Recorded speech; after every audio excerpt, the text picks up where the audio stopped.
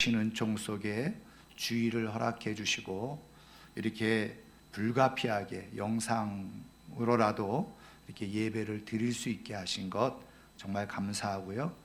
각 처소에서 정말 힘을 내어 하나님 앞에 온전한 예배가 드려짐으로 하나님께서 기뻐 받으시는 귀한 시간들이 되기를 소원하고 축원합니다. 한 우화에 이런 재미있는 그러나 또 한편으로는 슬픈 이야기가 있습니다. 도토리 나무 밑에서 그 떨어진 도토리를 주워 먹고 있었던 돼지가 있었는데요. 이 도토리가 얼마나 맛있는지 그냥 주워 먹기에 아주 급급했던 거예요. 그래서 그 나무 밑에 있는 도토리를 그냥 다 한저 주워 먹게 된 거죠. 근데 이제 다 주워 먹고 나니까 도토리가 이제 없잖아요. 그래서 이 돼지가 그 나무 주변을 돌면서 샅샅이 도토리를 찾아봐도 더 이상 저 도토리가 없어요. 그래서 이제 돼지가 생각을 한 겁니다. 아, 이 도토리가 땅에서 났겠구나. 그래서 땅을 파면 이 도토리가 생기겠지. 그리고서 그 나무 주변을 열심히 코로 그냥 훑으면서 파기 시작합니다. 근데 아무리 그 땅을 파고 또 파도 도토리는 더 이상 나오지 않아요. 하루가 지나고 이틀이 지나고 주변에 있는 그냥 땅을 웅덩이가 될 정도로 다 파보았으나 도토리는 더 이상 나오지 않았어요. 그 돼지는 이제 더 이상 며칠 동안 먹지도 못했고 온 에너지와 힘을 그 땅을 파는데 다 쏟아버리니까 이제 기진맥진해서 더 이상 힘을 쓸 수가 없었죠. 자기가 파놓았던 웅덩이에 그냥 벌렁 그냥 들어놓을 수밖에 없었고 쉬면서 이제 하늘을 쳐다보게 되어졌어요. 근데 웬일입니까? 바로 자기가 그토록 찾고 찾았던 도토리가 바로 이 나무 위에 달려져 있었다는 것을 그제서야 발견하게 된 거죠.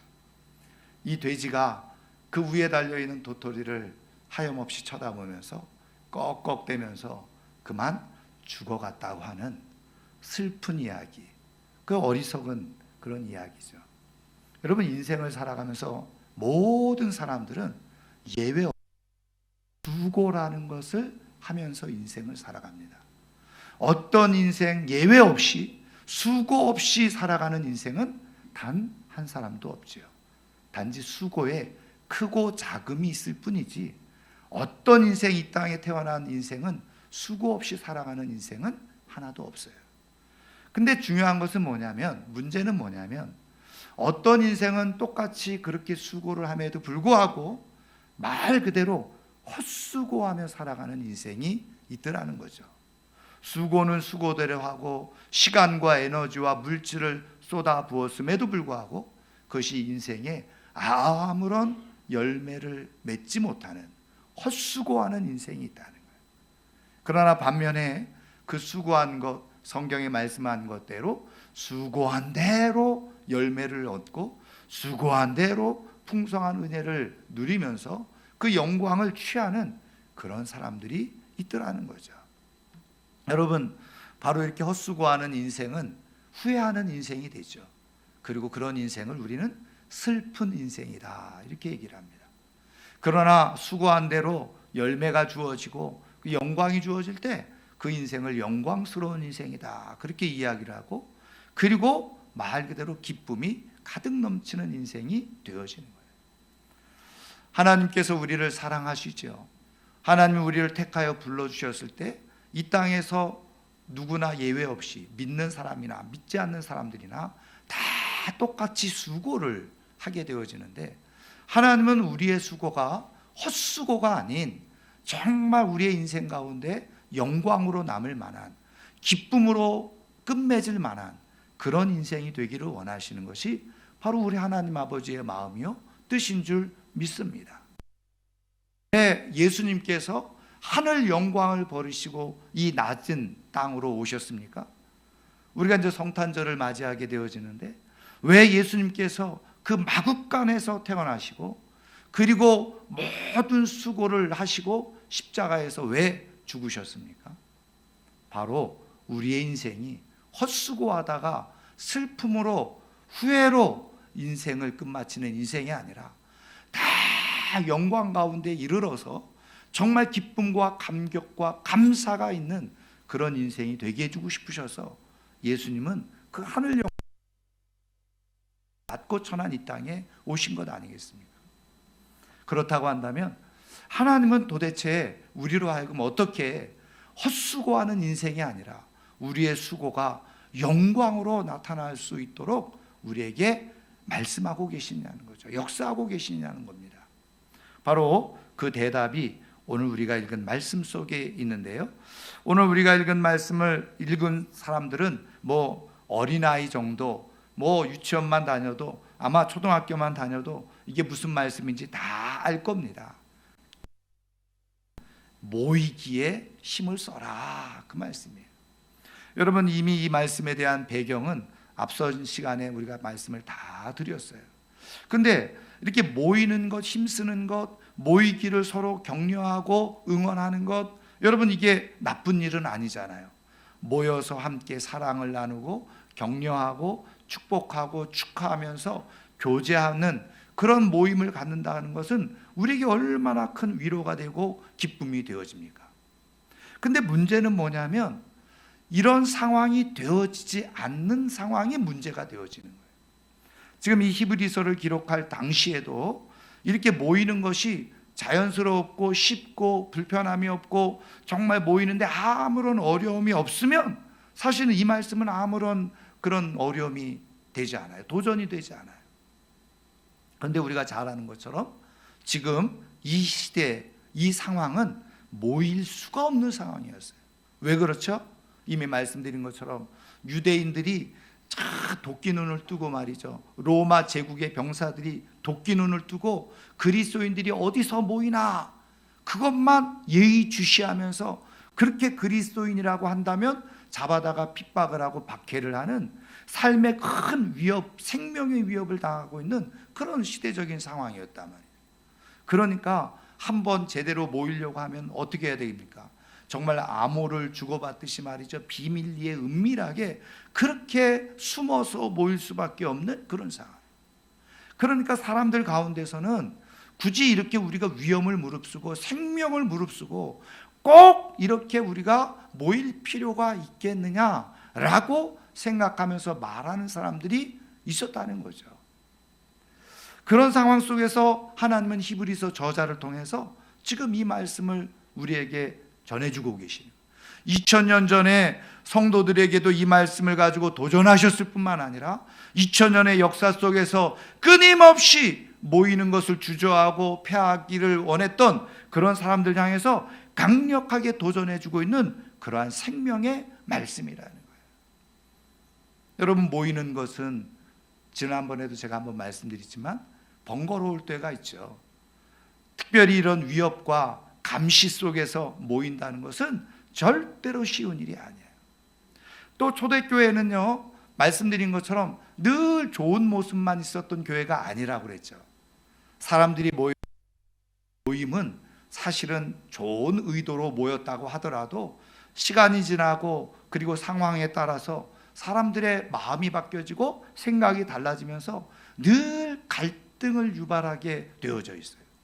초대교회도 마찬가지였습니다. 그리고 2000년 역사 속에서 흘러왔던 모든 교회도 갈등이 없고 아픔이 없고 상처가 없고 문제가 없는 교회는 이 세상에 존재하지 않아요. 왜? 문제 있는 사람들이 모여 있는 곳이기 때문에. 그러다 보니까 초대교회도 동일한 문제가 있었죠. 만나서 함께 모여서 예배하고 찬양하고 기도할 때는 좋았는데 이렇게 사석에서 만나서 얘기하고 뭐 하다 보면 어떤 일 문제 때문에 서로 생각이 다르고 말이 다르고 그러다 보면 트러블이 생기게 되어지고 그런 것 때문에 상처를 입게 되어지고 그런 것 때문에 또 실망을 하게 되어지기도 하고, 그러니까 교회 안에서 분쟁과 다툼이 일어나고 싸움이 일어나는 거죠. 그러니까 예수 그리스도로 말미암아서 모였던 사람들이 서로 생각이 다르고 마음이 다르고 그러는 가운데 갈등과 분쟁이 일어나니까 내가 굳이 이렇게 상처받으면서 이렇게 교회에 올 필요가 뭐 있어, 이런 생각을 하는 사람들이 있게 되어진 거예요. 그러다 보니까 우리가 예수님만 믿으면 됐지, 뭐 꼭 교회 나가서 모여서 지지고 볶고 저렇게 상처받으면서 교회 생활을 할 필요가 있나, 모일 필요가 있나, 모여봤자 아무 생산적이지도 않는데 왜 모여야 되나, 이런 불편한 생각들이 그 사람들 가운데 있게 되어지. 그러니까 그런 사람들 가운데 어떻게 해요? 신앙의 왜곡이 되어진 거죠. 그래서 합리화하는 거예요. 아니, 구원은 예수를 믿음으로 말미암아서 구원을 받는다고 했으니 꼭 내가 모이지 않아도 나는 이미 구원받았어. 그러니까 나는 그냥 혼자 내가 집에서 성경 보고 기도하면서 내가 신앙생활을 그냥 유지하면서 나 예수님만 꼭 믿고 나는 그렇게 천국 갈래, 그렇게 말하고 생각하면서 그거를 또 합리화해서 전하는 그런 사람들이 있었다는 거예요. 그런 사람들이 어떤 사람들이었어요? 오늘 말씀에 나오는 것처럼 모이기를 패하는 어떤 사람들. 그런데요, 이런 모든 이유 않고 모이는 것을 거부하고 모이는 것을 싫어했어요. 근데 문제는 뭐냐면 오늘 말씀에 나와 있는 것처럼 그것이 어떻게 해요? 충분히 모일 수 있는 여건이 되고 충분히 모여질 수 있는 상황이 되어지고 충분히 모여야만 되어지는 그런 상황 속에서도 더 이상 사람들이 모이지를 않더라는 거죠.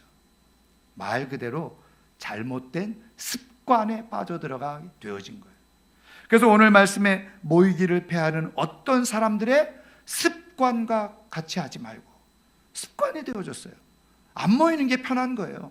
흩어져 있는 게 편한 거예요. 서로 거리를 두고 있는 게 편해진 거예요. 상처 주고받을 필요도 없고 그 사람 염려하면서 고민할 필요도 없고 그냥 나 하나만 잘 간수하면 된다라고 생각하는 거예요. 그러면서 모여지는 게 점점 어려워지는 상황. 여러분, 우리가 1년 가까이 지금 이 코로나로 인하여서 모이는 것에 얼마나 많은 조심과 위험을 우리가 가지고 있었습니까?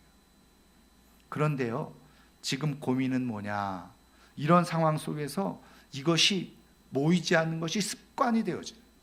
가뜩이나 현 21세기 살아가는 사람들이 혼자 살아가는, 그래서 혼밥, 혼술, 그러면서 혼자 살아가는 것에 익숙해지고 있는 이 사회적인 풍토 속에서 더더욱이나 모인다는 것은요, 그런 힘든 일이에요.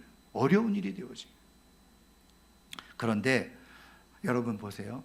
이런 모든 상황들이 우리가 이해는 되어지죠. 이해는 되어지지만 중요한 사실은 진리가 아니라는 거예요. 여러분, 우리가 인간적으로 이해하는 것과 진리를 정확하게 우리가 구별할 수 있어요. 근데 우리가 혼동하는 것 중에 하나는 뭐냐면 내가 이해하는 것을 진리라고 착각하는 거예요. 내가 생각하는 것을 진리라고 착각하는 거예요. 그러다 보니까 우리가 신앙이 왜곡되어지고 잘못된 모습을 가지고 살아갈 수가 있다. 여러분, 진리는 오직 예수 그리스도시요, 예수 그리스도를 통해서 우리에게 주시는 말씀이 진리인 줄 믿습니다. 그러니까 우리가 아무리 내가 이해를 하고 생각을 합리적으로 한다고 하더라도 그것이 성경의 말씀과 다르면 그것은 더 이상 진리가 아닌 거예요. 근데 우리는 우리 자신도 모르는 사이에 내가 생각하고 합리적으로 내가 판단하면 그것을 진리라고 착각을 해요. 여러분, 말씀드린 것처럼 초대교회 성도들이 이런 상황 가운데서 우리가 굳이 생명과 그런 목숨을 위협받으면서 모일 필요가 뭐 있어? 상처받으면서 모일 필요가 뭐 있어? 나만 신앙 잘 지키면 되지. 충분히 이해가 되어질 수 있고 합리적으로 받아들여질 수 있는 이야기. 그러나 진리는 아니라는. 하나님은 이런 상황을 모르실까요? 교회가 위협 속에 있고 핍박 속에 있고 박해 속에 있고 모여서 그것이 드러나게 되어졌을 때 그 성도들이, 그리고 교회가 받아야 몰랐을까요? 성도들이 모여서 서로 상처가 되어지고 아픔이 되어지는 것을 하나님은 모르셨을까요? 다 알고 계셨어요. 그럼에도 불구하고 하나님은 오늘 우리에게 말씀하신 것처럼 모이기를 패하지 말고 모이기를 힘써라.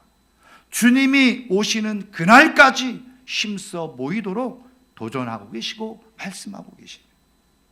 문제도 있습니다. 폐해도 있습니다. 그 삶의 어려움도 따라올 수 있어요. 그럼에도 불구하고 하나님은 그것을 다 아심에도 불구하고, 그럼에도 불구하고 모여야 된다. 이렇게 말씀하시는, 왜 하나님은 그렇게 말씀하셨을까요? 그래야지 우리가 끝까지 영광에 이를 수 있기 때문에. 그 모이는 수고가 절대로 헛수고가 아니라 그 모이는 수고가 진짜 열매가 맺혀지는 수고요, 영광에 이르는 수고이기 때문에 그렇다. 여러분, 왜 하나님은 이런 것을 다 아시면서도 우리에게 모이라고 말씀하셨어요? 바로 말씀한 것처럼요, 몇 가지로 우리 간단하게 살펴보면, 우리가 잘 모이지 않고 그러면 어떤 문제가 있느냐, 혼자 성경을 보고 믿으면 될 것처럼 우리 생각하잖아요. 근데 여러분, 지금 기독교의 모든 이단들은요 100%입니다. 혼자 성경을 읽고 혼자 성경을 해석하다가 이단에 빠진 거예요. 이단을 만들어내는 거예요.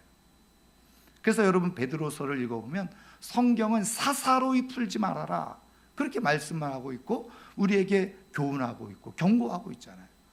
다시 말하면 성경을 개인적인 생각을 가지고 함부로 성경을 해석하지 말아라, 그 말씀인 거예요. 여러분, 우리들은 말씀드린 것처럼 연약한 존재입니다. 여러분, 성경에는 도전의 말씀, 경고의 말씀, 그리고 위로의 말씀, 축복의 말씀들이 있잖아요. 근데 우리는 성경을 읽으면서 경고하고 교훈하는 말씀은 별로 잘 듣고 싶지 않아. 왜? 그거를 지켜 살려고 하면 힘드니까. 그러니까 자꾸 어떻게 해요? 위로하는 말씀, 축복의 말씀, 그것만 자꾸 붙들려고 하는 거예요. 그러다 보니까 어떻게 해요? 신앙의 균형이 잡혀져 있지 않죠. 그래서 하나님은 날 사랑하셔, 그리고서 하나님의 뜻은 하나도 이루지 않고 살아가는 거예요. 스스로 자기도 모르게 착각, 성경을 바르게 해석하지 못해요. 성경을 바르게 보지 못하고 바르게 듣지 못합니다. 그래서 나타나는 현상이 뭐예요? 자신의 믿음이 온전한지 검증이 되지 않는 거예요. 말씀드린 것처럼 신앙이요 편협하게 흘러가게 되어지는 거죠. 바른 균형을 잡지 못하는 거예요.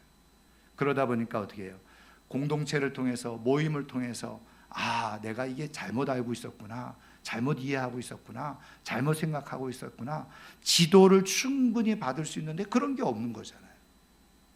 여러분, 또 요즘은 인터넷이 워낙 발달되어 있어서 뭐 틀기만 하면, 저도 뭐 자주 많은 것들을 찾아보고 그렇게 살펴봅니다만은, 하지만 이단들이 만들어 놓은 그런 교리나 이런 내용들을 잘못 보면 말이죠, 그것에 그냥 빠져들어가는 거예요. 이런 얘기하기는 좀 조심스럽습니다만은, 제가 아는 어떤 목사님이요, 이단에서 만들어 놓은 자료를 가지고 그게 그냥 괜찮은 자료라고 생각하고 교회에다가 그거를 영상으로 보여준 거예요. 그 나중에 보니까 그게 이단에서 만들어 놓은 자료. 그래서 그 목사님이 그게 문제가 돼가지고 교회에서 사임할 수밖에 없어요. 여러분 보세요. 신학을 전공하고 전문적으로 공부한 목사도 혼동을 일으켜요. 그런데 신학에 대해서 전혀 배우지도 못하고 알지도 못했던 분들이, 성도님들이 그런 거 영상, 어이구 이거 좋은 영상이네, 어이구 좋은 말씀이네, 다 받아들였는데 그게 이단에서 뿌려놓은 씨앗이에요. 여러분, 세상은 교묘하게요, 혼자 있는 사람들이 그냥 살아가기에 좋은 그런 분위기를 만들어 놓은 것처럼 보이지만, 저는 사단이 만들어 놓은 함정이라고 보는 거예요. 여러분, 신앙이 왜곡되어져요. 자기의 신앙이 건전한지 온전한지 분별이 되어지지 않아요. 그런데 이야기를 나누고 또 말씀을 배우면서, 진리를 배우면서 살펴보면, 아, 내 신앙이 바르게 지금 가고 있구나, 아, 온전하게 지금 가고 있구나 하는 것을 확인하게 돼요. 그리고 하나님은 때로는 상처가 되어지고 거기에 아픔이 있지만 계속 공동체로 모이라고 하는 이유 중에 하나는, 그것을 통해서 어떻게 해요? 하나님이 말씀하시는 바른 영적 인격을 우리가 다듬어 갈 수 있도록 하시고. 여러분, 우리는 혼자 있으면요 아무 문제가 없는 사람인 것처럼 보여질 수 있어요. 그렇죠? 나 혼자 있는데 무슨 사고를 치고 문제 일으킬 게 뭐 있어요? 그런데 두 사람이 있고 세 사람이 모여 있으면 나의 인성이 드러나기 시작하죠. 나의 모습이 드러나죠. 어떻게 해요? 아, 내가 이것밖에 안 되는 인생이구나. 그러면서 하나님 앞에 낮아지고 겸손해지고, 아, 그래서 내가 주의 은혜가 필요한 사람이구나. 아, 그래서 내가 주의 십자가의 보혈의 은혜가 필요한 사람이구나. 그러면서 자기를 온전한 믿음 가운데서 낮추고 바르게 하나님을 신앙하는 모습을 가질 수가 있다. 그런데 혼자 있으면 검증이 되지 않아요. 훈련도 되지 않아요. 자기는 그냥 잘 믿고 있는 것처럼 착각해요. 그런데 여러 사람들과 함께 모여보면 자기가 얼마나 잘못된 인성과 성품과 그리고 신앙의 실력을 가지고 있는지 드러나게 되어져요. 그래서 하나님은 상처도 있고 아픔도 있고 갈등도 있고 때로는 분쟁도 있지만 모여야지 나를 검증할 수 있다는, 내가 바른 신앙 가운데 있는지를 확인할 수가 있어요. 그래서 모이도록 말씀하고 계십니다. 한 가지 마지막으로 더 살펴보면요, 모이는 것을 하나님이 기뻐하시는데 모일 때 하나님의 놀라운 은혜가 더 풍성하게 나타난다는 거예요. 그 비밀을 우리가 성경을 한번 찾아보도록 하겠습니다. 자, 우리 구약 성경을 한번 찾아보시죠. 시편 133편입니다. 성경책을, 여러분들 가지고 있는 성경책을 가운데로 쭉 펴시면 시편이 나온다고 했죠. 자, 시편 133편입니다. 구약 성경 901페이지. 자, 우리 한번 133편 1절부터 3절까지밖에 없는데 다 같이 한번 읽겠습니다. 보라, 형제가 연합하여 동거함이 어찌 그리 선하고 아름다운고, 머리에 있는 보배로운 기름이 수염 곧 아론의 수염에 흘러서 그의 옷깃까지 내림 같고, 헐몬의 이슬이 시온의 산들의 내림 같도다. 거기서 여호와께서 복을 명령하셨나니 곧 영생이로다. 아멘. 형제가 연합하여 동거함이 어찌 그리 선하고 아름다운 것. 하나님이 보실 때 형제가 함께 연합하여 모이는 것, 그것을 하나님은 귀하게 여기신다는 거예요. 선하게 여기신다는 거예요. 아름답게 보이신다는 거예요. 여기 선하고 아름답다 할 때 히브리어가 토부. 여러분 창세기 1장에 보면 하나님이 보시기에 좋았더라, 그 말씀이에요. 그러니까 함께 모여 있는 것을 하나님은 보실 때마다 흐뭇하게 보신다는 거예요. 너무 좋게 여기신다는 거예요. 여러분 성경에 보면요, 창세기 1장을 읽어보세요. 하나님이 보시기에 좋았더라 좋았다가 2장으로 넘어가서 하나님께서 보기 싫어하는 모습을 말씀하세요. 보시기에 좋지 않다라고 표현하시는 내용이 나와요. 그 내용이 뭔지 아세요? 아담이 독처하는 것, 홀로 있는 것을 하나님이 어떻게 해요? 보기 안 좋아하셨다는 거예요. 뭐 그것을 뭐 결혼과 연관시켜 볼 수 있지만 저는 하나님은 그냥 홀로 있는 것을 하나님은 별로 좋아하지 않으신다. 그래서 어떻게 해요? 배우자를 만들어요. 모임을 만들어 주시고 공동체를 만들어 주시고. 여러분 보세요. 연합하여 동거함이 어찌 그리 선하고 아름다운고 하고서 3절에 보면 여호와께서 복을 명령하셨나니. 어디에다가요? 그렇게 연합하여 모이는 곳에 하나님은 복을 명령하셨다는 거예요.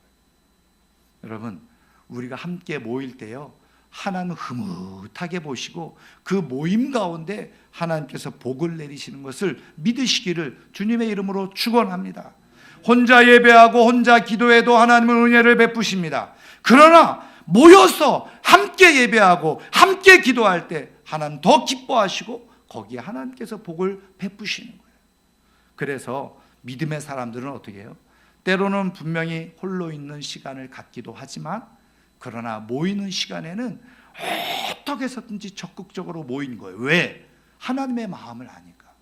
함께 모이는 것을 하나님 기뻐하시고 선하게 여기시고 보시기에 좋았더라 그러면서 거기에 복을 베푸시는 줄 아니까 어떻게 해서든지 모일 수 있는 데는 모인다고 하면 모이는 시간이 되어지면 모이기에 힘쓰는 그런 마음이 있는 거예요. 하나님의 성령의 인도함을 받는 사람들은 그래서 모이기를 패하지 않아요. 모일 수 있다고 하면 모이는 거예요. 저는 오늘 이 아침에 이렇게 예배하고 불가피하게 우리가 각처에서 흩어져서 예배 드리지만 이제는 모든 것들이 정상화되어져서 모입시다. 그러면 정말 기쁨으로 다 함께 모여서 하나님께 영광 올려드릴 수 있는 믿음의 사람들 되기를 주님의 이름으로 축원합니다. 축원합니다.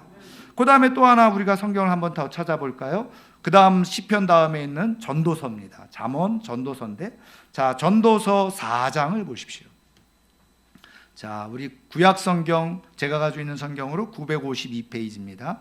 전도서 4장 9절부터 12절까지 말씀입니다. 다 같이 한번 읽겠습니다.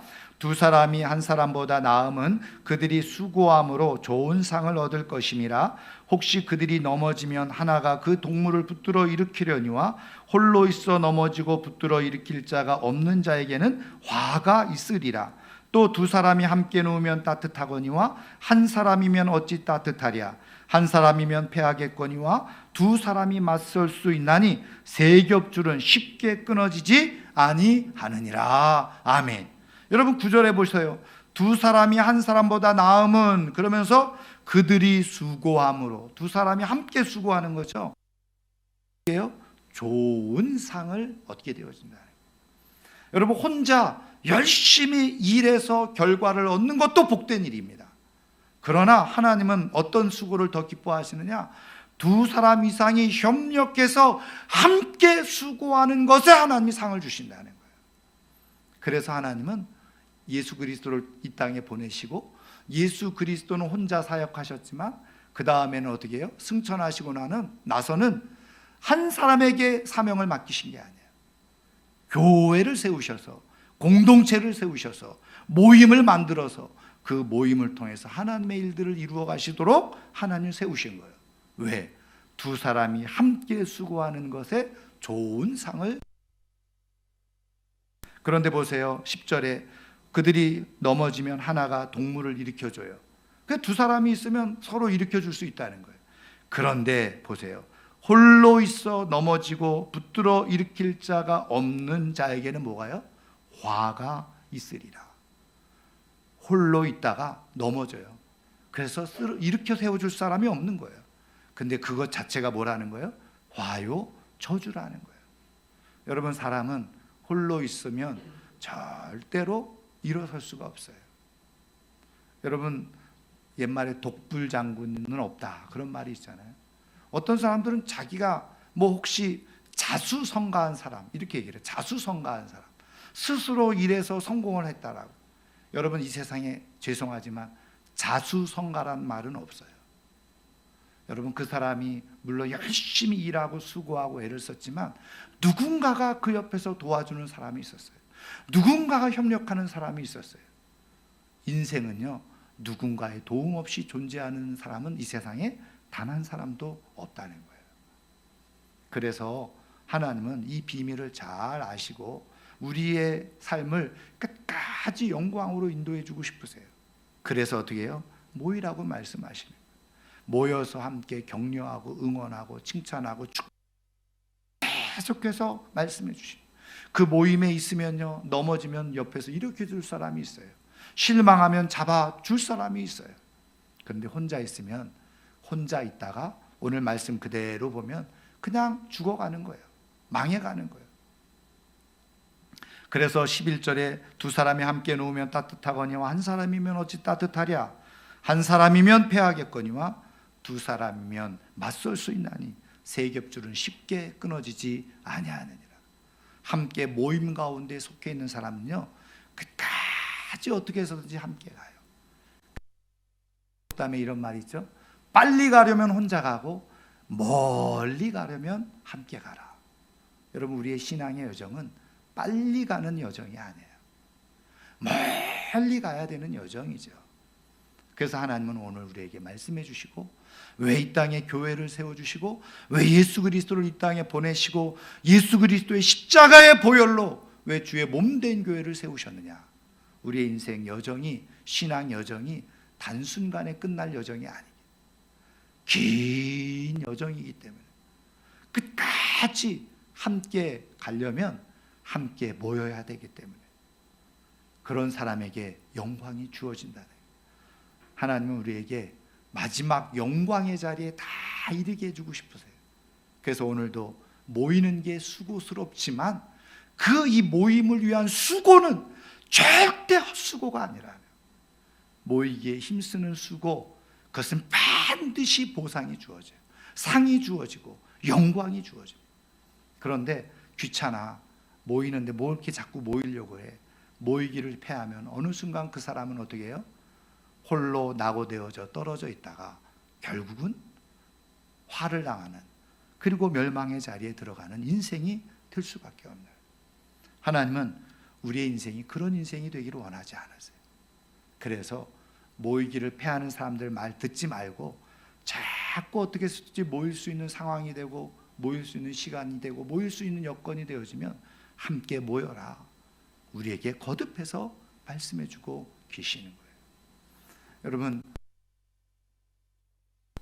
모이는 수고는 귀한 열매가 있고 모이는 수고에 하나님의 상이 있고 모이는 수고를 했던 사람들은 절대로 후회하지 않아요. 여러분, 우리 예수님이 이 땅에 오신 이유는 우리를 모으시기 위해서예요. 그래서 마지막 날 보세요. 예수님이 재림하실 때 천하만국에 흩어져 있던 사람들을 다 예수의 이름으로 모으게 하신다는 거예요. 여러분, 하나님께 영광이 되어지는 인생, 모여질 때 하나님의 영광이 나타나고 그것이 쭉 끝까지 가서 우리의 영광을 취하는 그런 역사가 일어나게 되는 줄 믿습니다. 모이는 것이 축복입니다. 모이는 것이 영광이에요. 모이는 수고가 우리의 삶을 영원토록 복되게 하네요. 여러분, 지금은 저는 비정상적인 상황이라고 저는 믿습니다. 이거는요, 하나님이 원하시는 상황도 아니고 하나님이 기뻐하시는 상황도 아니에요. 그러나 우리가 불가피하게 이렇게 할 수밖에 없어요. 왜? 세상에 피해를 주는 것처럼 보여지지 않기 위해서요. 그러나 여러분, 이것이 정상이라고 말하는 모든 말은 거짓말이라고 믿으셔도 돼요. 이것이 당연하다, 이것이 정상이다라고 말하는 것은 저는 다 사단에게 속고 있는 거예요. 왜? 하나님은 진리의 말씀을 따라 모이기를 패하지 말고 모여라 말씀하고 계시기 때문에. 모이기를 패하는, 그래서 뭐 흩어지는 교회 얘기하지만 여러분, 저는 확신해요. 여러분, 모임이 잘 되어져야지 흩어져도 힘이 있고 능력이 나타나고 역사가 나타나요. 모여지지 않는 곳에서 어떻게 흩어지는 능력과 역사가 나타날 수 있어요? 모여서 은혜를 받고 능력을 받고 하나님의 영을 받아서 나갈 때 흩어져서 역사가 일어나요. 여러분, 이 세상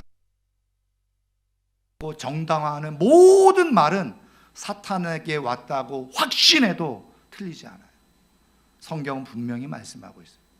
우리는 지금 과도기, 불가피한 상황 속에서 이것을 차선으로 하고 있을 뿐입니다. 이것을 정당화하고 정상적이라고 말하는 모든 논리는 저는 인간적인 합리적인 생각에서 나온 것이라고 저는 보는 사람이에요. 성경 분명하게 말씀하고 있어요. 모이기를 패하는 사람들처럼 하지 말아라. 오히려 그날이 가까움을 볼수록 모이는 것이 힘들 줄 알고 어려운 줄 알고 거기에 상처도 있고 아픔도 있는 것 하나님이 다 아세요. 그러나 영광에 이르게 해주고 싶으셔서 우리에게 모이라고 말씀하세요. 저는 지금 이런 상황들이 다 끝나고 모이게 될 때 정말 다 기쁨으로 빠짐이 없이 다 함께 모여서 하나님 앞에 영광 올려드리는 가운데 살아있는, 그리고 영광 가운데 이르기는 하나님의 사람들이 꼭 될 수 있기를 주님의 이름으로 축원합니다. 말씀을 마치려고 하는데요, 잘 아시겠지만 여러분, 인도의 유명한 성자 선다싱, 이 얘기가 있죠. 선다싱이 자기 친구와 더불어서 이제 인도에서 그 네팔로, 근데 네팔로 가기 위해서는 큰 히말라야 산을 넘어가야 되는 거예요. 여러분, 히말라야 산은 만년이잖아요. 추위가 엄청난 곳이잖아요. 두 친구가 그 산을 넘어가다가 가다 보니까 그 길거리의 눈 속에 한 행인이 넘어져 있는 것을 발견하게 된 거예요. 보니까는 전 추위에 얼어 죽어가고 있는 거죠. 근데 이제 선다싱은 이 사람을 두고 가면 이 사람이 죽으니까 우리가 힘들더라도 수고스럽더라도 데리고 가자. 그랬더니 그 친구는 우리가 지금 갈 길이 바쁜데 또 우리가 그렇게 에너지를 쏟아버리면 우리도 길에서 어떻게 될지 모른다. 우리 그냥 가자. 그래서 옥신각신하다가 결국 의견이 갈라졌어요. 그 친구는 먼저 그냥 혼자 가버리게 된 거예요. 썬다싱은 할 수 없이 그 행인을 그냥 등에 걸쳐업고 힘들지만 힘겹게 그 길을 가게 되어졌죠. 어느 정도 한참을 가다 보니까 또 한 사람이 쓰러져 있는 거예요. 그래서 가서 발견해 보니까 자기보다 앞서갔던 동료가 얼어서 거기에 죽어 있었던 거예요. 근데 썬다싱은 두 사람이 함께 그 체온을 유지하면서 또 에너지를 쏟으면서 땀을 흘리면서 막 가니까 얼어 죽지를 않은 거예요. 그것이 여러분 함께하는 역사가 일어나는 거예요. 그런데 혼자 가려고 하다가 이미 죽게 되어지는 거예요. 여러분 오늘 하나님은 말씀하세요. 우리가 다 영광 가운데 이르려면 어떻게 해서든지 모임에 붙어 있어야 돼. 모여 있어야 돼. 거기에 함께하는 하나님의 은혜가 있고 붙들어주는 역사가 있고 보호하심이 있고 거기에 영광이 있어요. 그래서 이 땅에 하나님은 교회를 두신 거예요. 예수 그리스도의 이름으로 모이는 사람들을 두신 거예요. 교회를 통해서 우리가 함께 거룩한 공동체로 모일 때 힘써 모이는 가운데 끝까지 영광에 이르는 하나님의 사람들이 되기를 주님의 이름으로 축원합니다. 오늘 찬양하면서 함께